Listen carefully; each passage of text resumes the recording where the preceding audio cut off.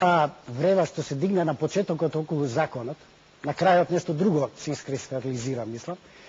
Оваа врева што се дигна на почетокот околу законот се измешаа многу работи. Клучно е по мене дека ние како општество од почетокот на независноста до денес имаме една бесконечна транзиција. Многу работи не ги премостивме. Не го направивме тој нормален пат од едно затворено, идеологизирано општество кон отворено општество.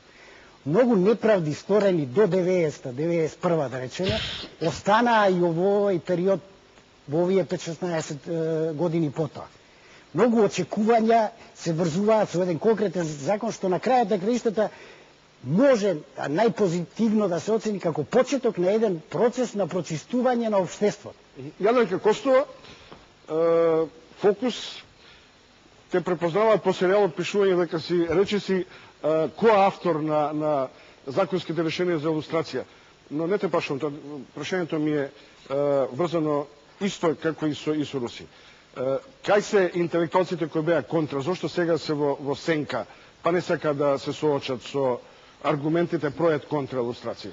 Во Македонија прво, јас се надевам дека благодарение меѓу другото и на овој закон, на крајот ќе расчистиме кои се вистинските интелектуалци.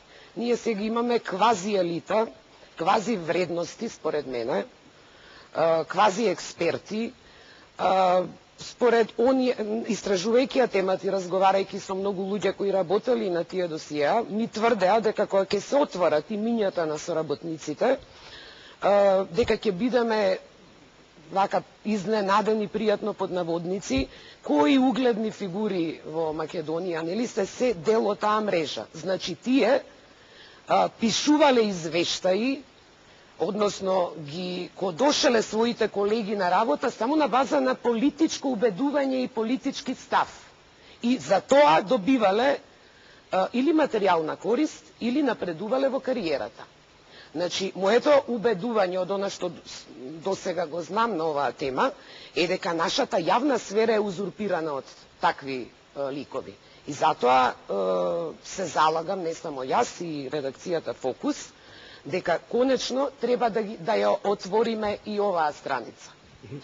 Затоа што ние формално влеговме во некаков демократски систем, но таа мрежа и во комунизмот тајната полиција беше партиска полиција. Продолжи жилаво да функционира.